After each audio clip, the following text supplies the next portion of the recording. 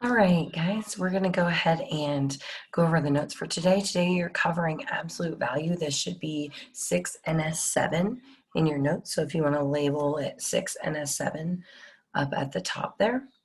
An absolute value of a number is the distance the number is from 0 on the number line. For example, the number 3 is 1, 2, 3 away from the number 0, and the number -3 is 1, 2, 3 away from 0. And since absolute value is the distance from 0, then 3 is 3 away from 0, and -3 is 3 away from 0. So both -3 and +3 have an absolute value of 3. So absolute value is basically just the positive value of the number, or the distance it is from 0. So if you look here, you're going to see that it is written with these two lines there. So you have the number itself, and then you have the two lines around it, and that just basically means the positive value of that number. All right.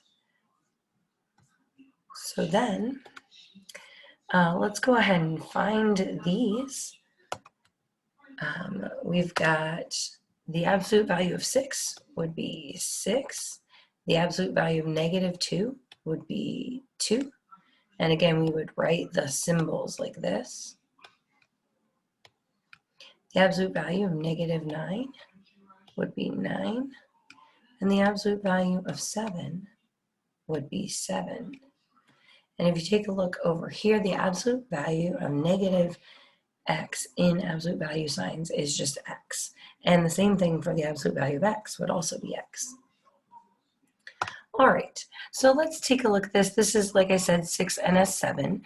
We've got applying integers and absolute value in the real world, and then we're going to be evaluating and ordering these absolute values.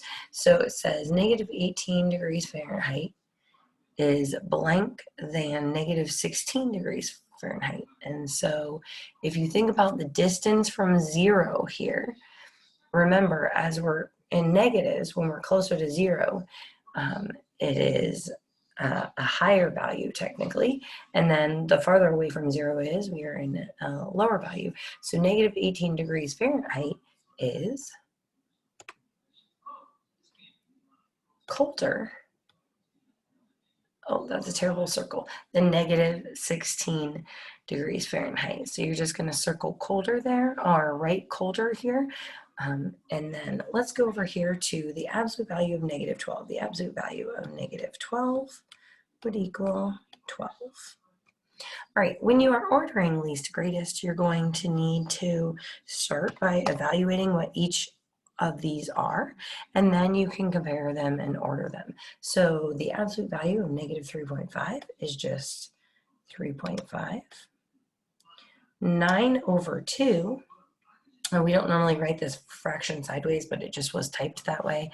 So 9/2 is an improper fraction, and if we turn it into a mixed number or a decimal, it'll be easier to compare to these. So how many 2's go into 9? Well, that would be 4, and that would give you 8. So we would have 1 left over. So 8, it would be 4 and 1/2, because there would be 1 more to get to 9. And 4.5 is 4.5. That's one of those decimals that you should memorize, but if we did 1 divided by 2, 1 would become 10 with, of course, a decimal 1.0, and 2.5, and 0.5 would go in that twice. So that's how that would work. And then we've got 2.8 here. So we can pair 3.5, 4.5, and 2.8. Which one is the least? Well, the least one would be 2.8. So we would write that first, 2.8. And then the next one would be the absolute value of negative 3.5, which was 3.5. Sorry about this, it's really hard to write out there like that. And then the next one would be 9/2, 9/2. Again, sorry about the way that's written. All right, now let's take a look at this next one. If you have an absolute value like this of -6, and then you have a negative on the outside, you deal with the absolute value first, and then you keep that other negative on the outside there. So this absolute value of -6 is 6, but then the negative, this negative stays. This one goes away because absolute value would be positive. So we'd have 6 here, but then we'd have to bring this negative down. It would be -6. And then negative 15/4, you have to see how many 4s go into 15. So we can get 3 4s into 15, and that would give us 12. So we've got a whole number of 3, but 12 is 3 away from 15. So it'd be -3 3/4. And to be able to turn that into a decimal, we can go ahead and do numerator divided by denominator, or you might already know that that is going to be 0.75. Although it's not terribly significant given the fact that we can just compare the whole numbers here because we've got negative 6.5 there. And so we can look at the actual whole numbers to compare these.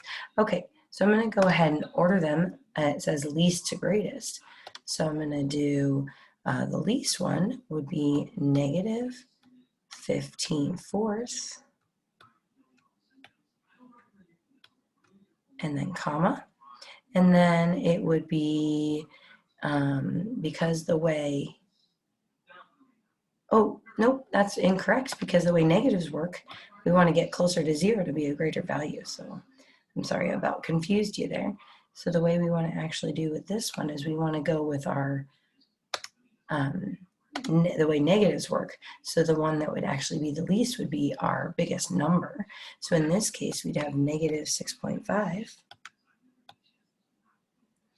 Then we would have the absolute value of -6, because remember, we're moving towards 0 as we go, least to greatest here. And then we would have -15/4. Okay. Why don't you go ahead and try this last one?